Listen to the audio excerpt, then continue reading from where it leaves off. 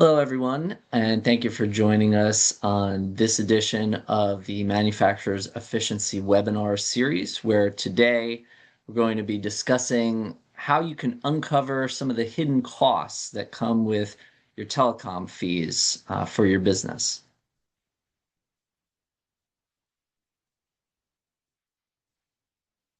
My name is Rich Bello. I'm a strategic partner, aka franchise owner of Schooley Mitchell. We're a cost reduction analysis firm based up in Ontario, Canada.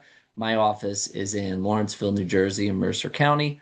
I'm joined in the Manufacturers Efficiency Group by Gina Tabasso, who is the owner of B2P, Barracuda, sorry, lots of B's, Barracuda B2B.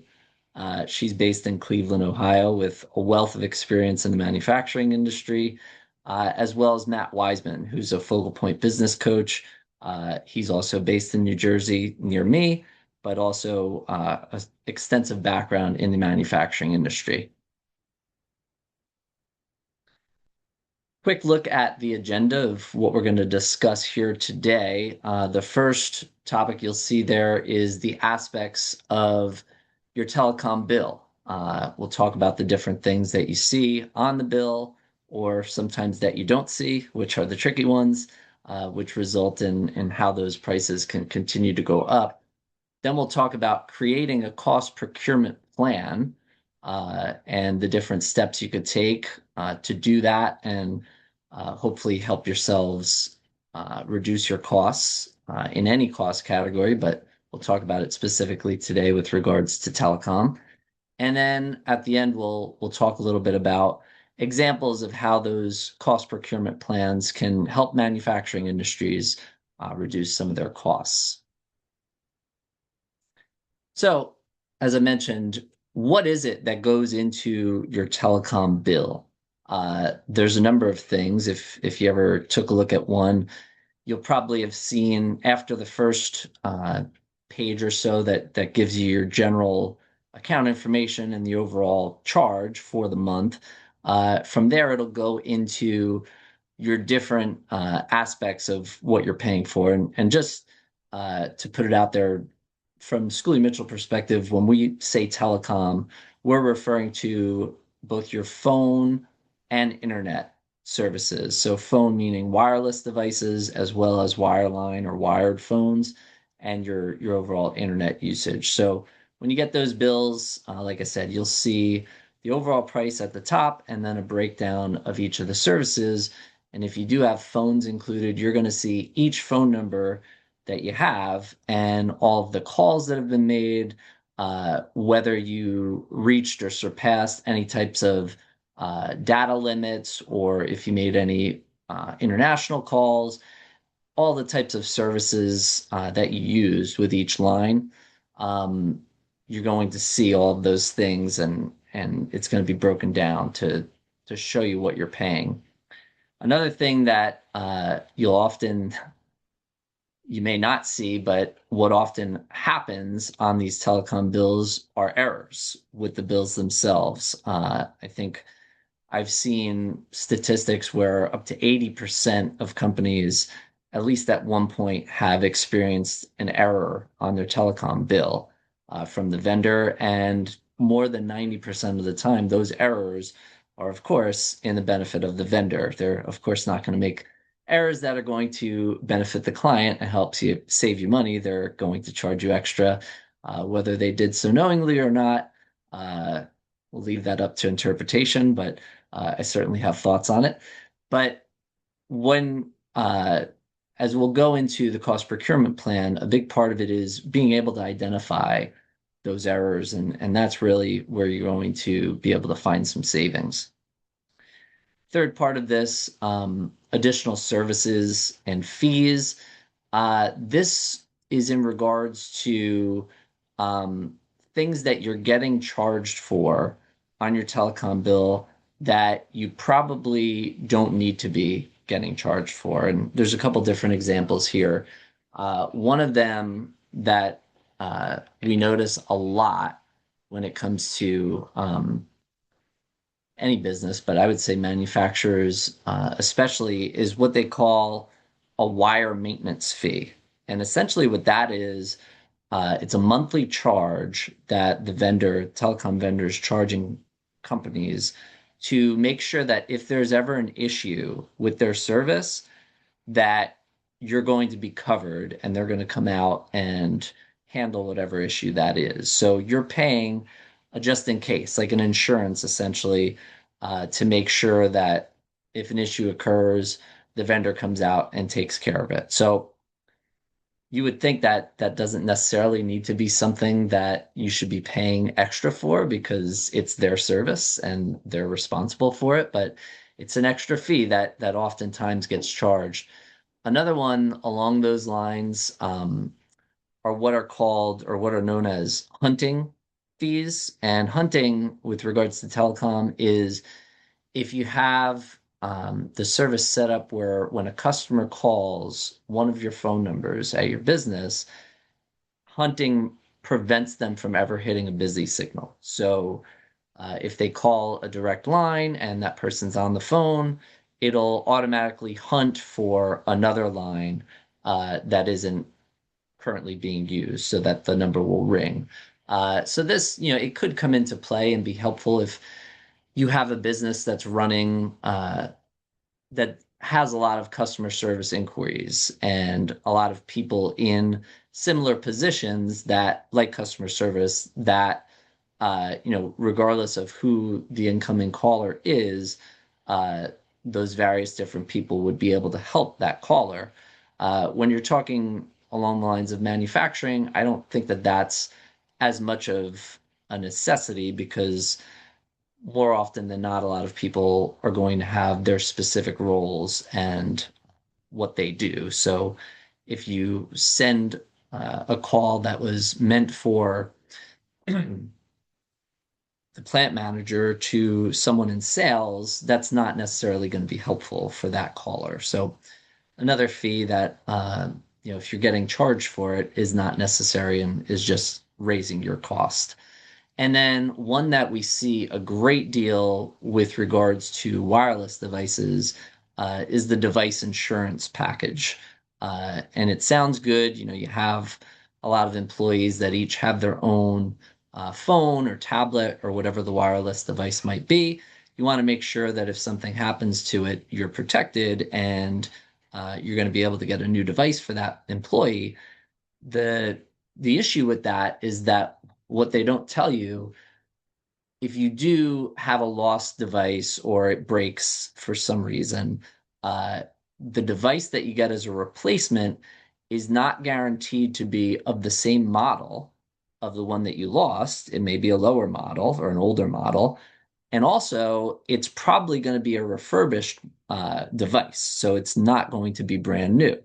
So when you look at it in terms of these insurance fees for your devices, they're usually around $50 a month, and that covers up to, I think, 10 devices. So if you have more, it'll be more than that. If you think about it over the course of a year, you're paying basically $600.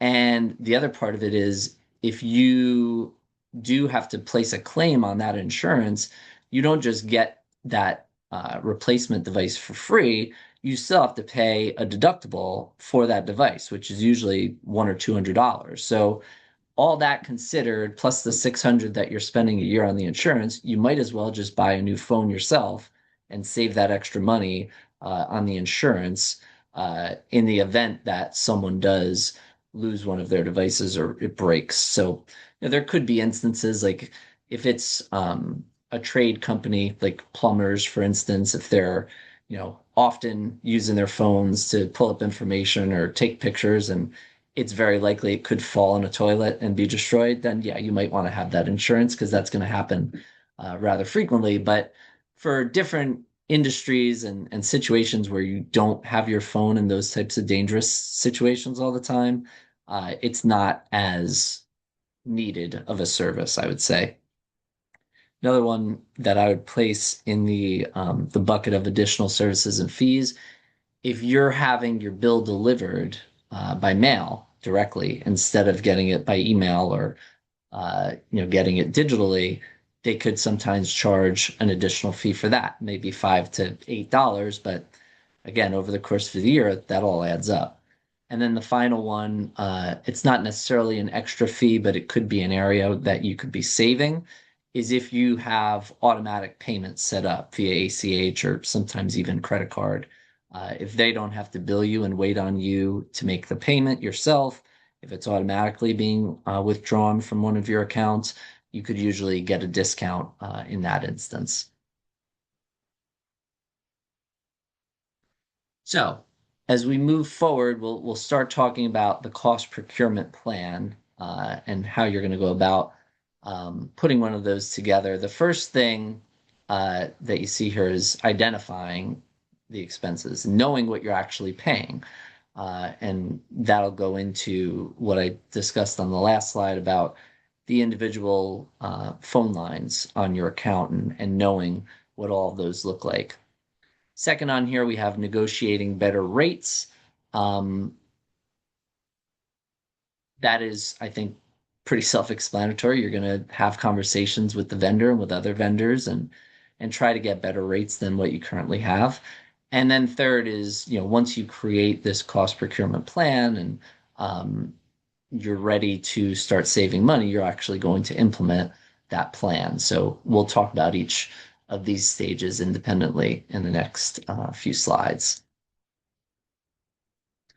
So identifying the indirect costs. So setting your baseline is another way of putting it. So looking at your bill uh, line by line, each line, seeing what you're paying, like if the cost for each line is the same, if you have different features in each line, if those features are being used.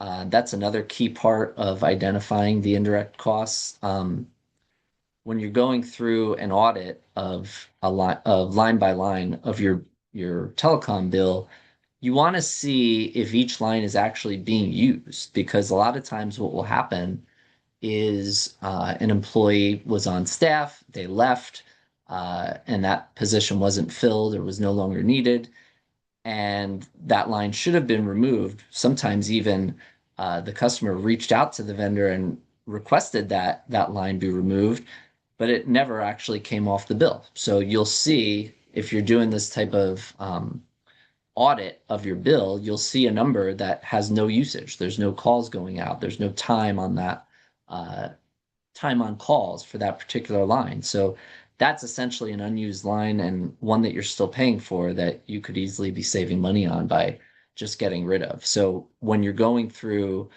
this audit and identifying the expenses, that is going to stick out like a sore thumb, like a sore thumb. You also want to know things like talking a lot about phones, also your internet speed. You want to see, uh, and this comes based on practice, in practice, knowing what it's like in your facility. Like, are you having lots of lagging or is there slowdown on your devices?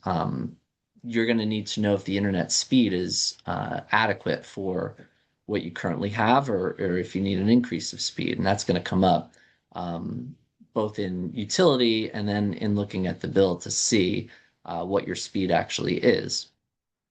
Another part of the internet speed is um, whether you have the same speed upload and download. It's called symmetrical speed for your internet. If you don't, that could also create some lagging, especially on calls like this, like Zoom calls or other video conferencing.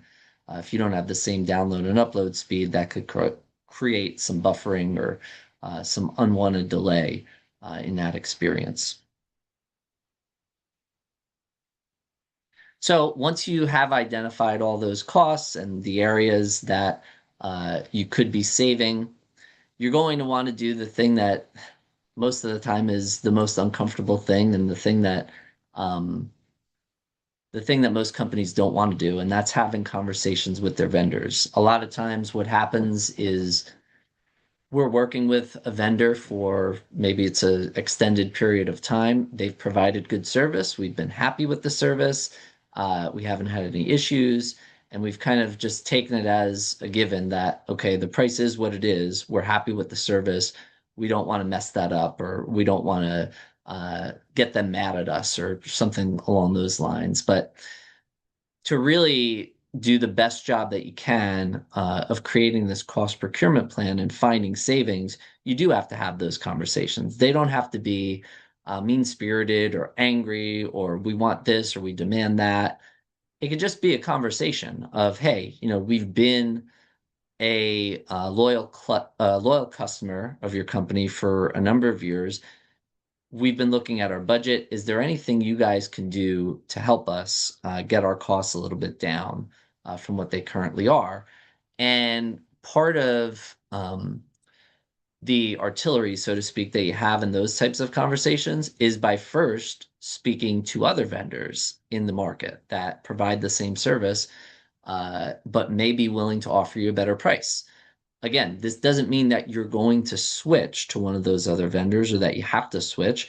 It's just feeling out the marketplace and understanding what you could be getting from someone else other than the only vendor that you know of what their prices are, because that's who you're using. So you talk to other vendors, they're often going to be pretty motivated to give you a great deal because they want to earn your business, of course. So you'll see from those conversations and maybe a proposal what they're willing to charge you for the same services that you already have. And sometimes, actually, oftentimes, I would say what they'll do is offer you better service. So maybe faster internet or just a better quality phone line for a lower price. So you could save money and improve your service at the same time. So when you have those types of proposals in hand from alternative vendors, when you go back to your existing vendor, you have you have a lot of negotiating power. You could say, "Hey, look, we've done our research. We know what the market is bearing right now. We know what else is out there. How can you guys help us?" And a lot of the times they can help you because they're not going to offer you a rate that they're not still making a profit on. They're definitely always going to make a profit on you as a customer. They just don't need to be making as much of a profit as they're currently making. So they more often than not will be willing to come down and offer you better prices than what you currently have. And again, they may also offer you the better speeds for internet than what you already have, still for a lower price. So without having those conversations, you're not going to find those things out. So that's why it's very important to have those conversations and see what's out there, because that's the best way that you're going to save money. Like, for instance, you could have a situation where when you signed up with your incumbent vendor, and this comes back to when you're doing the audit of your bills, you may know that when you started with that vendor, you were getting certain discounts, maybe promotional discounts at the beginning that have since gone away. The vendor is able to reintroduce those promotional discounts. They don't go away and are never to be heard from again. The vendor can always reinstitute them. You just have to ask about it. So having these conversations with them is where that stuff will come up and where you can find those savings. And then the last part, once you have the conversations, once you get the proposals, once you see what's out there, you make a decision. And hopefully the decision is, we shopped around, we went back to our incumbent vendor, they sharpened their pencil, they gave us a much better rate than what we had. We get to stay with them, we don't have to switch services, but we're actually getting better service and paying less. So that's all part of the implementation is deciding um, and analyzing the proposals that you've gotten from other vendors and from your incumbent vendor to see what makes the most sense for your business and how you could save the most money while not jeopardizing the quality of service that you're getting. So we've talked about the cost procurement plan and putting it together and implementing it. This is something that we do at Schooley Mitchell. This is our business. We do this for our clients. We go out, we talk to their current vendors, we talk to other vendors, we check their bills line by line with a fine-tooth comb, and it takes time. You can do it, but if you don't have that additional time to do, that is something that we do for our clients. So what I wanted to demonstrate here are just a few examples of how this has benefited some of our clients in the manufacturing industry. So the first client was an acoustical treatments manufacturer. We looked at their credit card processing as well as their wireless telecom bills, and we were able to find them some pretty significant savings. You see, almost three-quarters of what they were spending in credit card processing, we saved them, and then about one-fifth of what they were spending on their wireless bills. We went in, we got uh, those rates reduced. We got rid of billing errors. We got rid of unneeded lines, all that type of stuff that I was just talking about. We did that for this company, and we generated some pretty significant savings. The next example is actually local to us here in New Jersey, Monmouth Rubber and Plastic over in Long Branch, New Jersey. They do high quality closed cell sponge rubber and plastic foam products. We looked at several different categories for them, and we're able to find some good savings. You see across the board here different numbers. For telecom specifically, we found them about 10% more so in some of the other categories, but what I thought was most important about this example is this next slide here. It's just a testimonial from the president of the company, just talking about our service and the way that it works. What I thought was pretty relevant. We do that whole cost procurement plan and analysis for our clients at no cost. There's no upfront charge for us to do that work. We then present our findings to our client, and they make a decision on whether or not they want to move forward with any of the savings opportunities we found for them. If we don't find any savings, we don't get paid. So there's really no risk involved for the client. But if the client does decide to move forward with one of our recommendations, our pay is a portion of what they are saving. So we do that over the course of a 3-year period. We take a portion, we continue to look at the bills each month to make sure that whatever we agreed to with the vendor, they adhere to, and there aren't any errors on the bills or some of the upcharges and price creep that we talked about earlier. We stay on top of that so our client doesn't have to. It's a little bit more about our firm. We've been in business over 20 years, largest independent cost reduction firm in North America. The second bullet here, I think, is also important. We don't have any relationships with any of these vendors that we talk to in any of the cost categories. So we're not incentivized to push our clients to one particular vendor over another. It's always just what is in the best interest of the client, what's going to save them the most money while keeping the best level of service. You see, we have over 300 locations, franchisees throughout the US and Canada, and now we're over $1 billion in overall documented savings. This is kind of our process. We start with an initial assessment of our client to see how they're using whatever service it is that we're going to take a look at for them, so we know what they need from that service provider. Then we go out, we have the conversations with their incumbent vendor and with other vendors. We present to them what our findings are, and then phase 3 is the client deciding if they want to move forward with any of those recommendations that we make. And then phase 4 is us implementing whatever they decided for them, and continuing to look after that bill, like I said earlier, for that term of 3 years to make sure that they're optimized throughout that entire term. So just to summarize what we talked about today in terms of the telecom cost category, if you have a lot of different devices or phone lines, or especially if you have a high-speed internet connection at your facility, there's a lot that you need to look at to really do a good job with your cost procurement plan. It does take time to do, but you can do it. And that's where you're going to find those opportunities for savings, and really lowering your bill. So doing that line by line examination is the best way to do it. And then the third point here, what I talked about earlier, the different insurances or protections or wireline maintenance, those types of fees that you're paying for your telecom are not always necessary. So knowing your business and how you're using your different devices is going to be key in determining whether or not you need those things.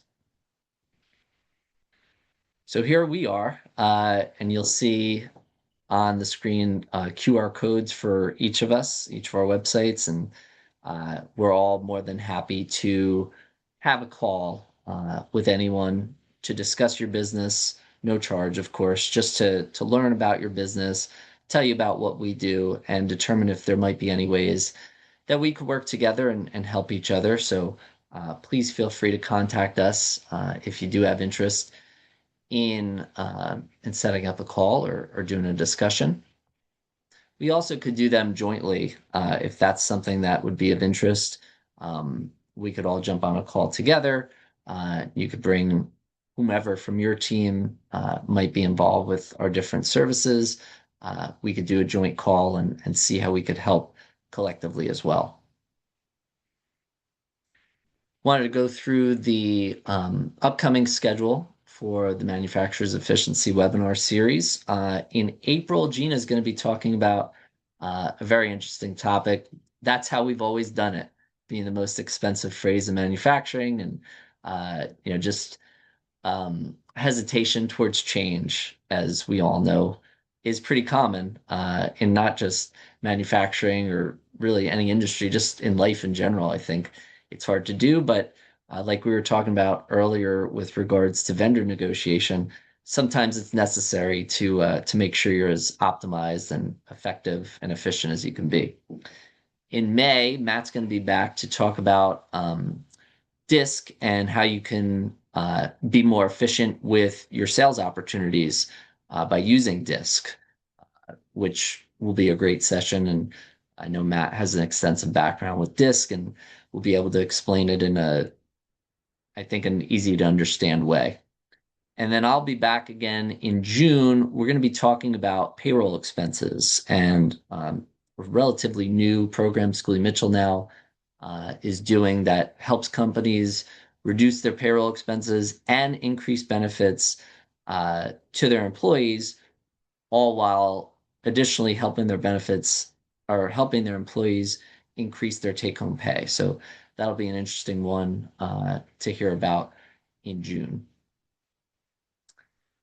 So that's through all of the information that I had for this one. I'll open the floor to Gina and Matt if there was anything that I discussed that didn't make sense or that you had further questions on. I'm happy to discuss them. Rich, what good presentation. What can you speak to some of the common errors that are found in billing with telecom providers? Yeah, a lot of the times it's some of the stuff that I was saying earlier with regards to the lines that are no longer in use and are continuing to be charged that, the client had said at a certain point, we don't have this line anymore. Please remove it. And then they just never did. Other things could be um, just rate increases on specific lines, like maybe going to a higher plan, um, or including like international calling when there was no need for that or there was no Hmm, request for that. Types of things like that are usually what we'll see. So it's it's always imperative to review these invoices with a sharp eye and make sure that stuff isn't happening. got it. Got it. Thanks. Rich, I've known you guys forever, and every time we do this, I learn something. And I know what you do, and I know it's cost reduction, and I know about telecom, but I love getting into the nitty-gritty. Like I had no idea of the kinds of overcharges there are or mistakes or I mean, and what you had to say could be applied on a microcosm level to like personal, Mhm. to people, not just to businesses. Picking up the phone and saying, "Hey, I've been a long time customer for, 15 years, is there anything better you can do?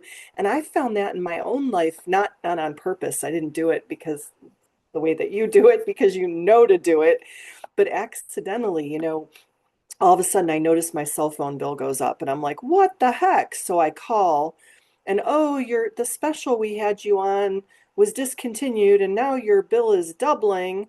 And I'm like, well, then I'll go to somebody cheaper. Do you have any other specials? And then they look on their computer and, oh, well, we can, instead of charging you 90 per month, yeah, I know you were paying 50, but we have a special where we charge you 55. They're not going to tell you that unless you pick up the phone and call them and ask them. There's So, always a special. There's yeah, always a special. so you made me realize, instead of waiting till my rates go up and my back's against the wall, maybe I should, quarterly or something call and check in and just see what offers they have. Yeah. The worst they could say is, no, this is the best offer that we have. So be that as it may or may not be true, but at least you know you tried. Thanks, Rich. Yeah, absolutely. Appreciate everyone that watched this with us. And again, like I said earlier, on the screen, please reach out if you'd like to set up a conversation with any of us. We will be releasing this recording to our social media channels, and we'd love to have anyone with further questions reach out and see if we could help them. Thanks, everyone.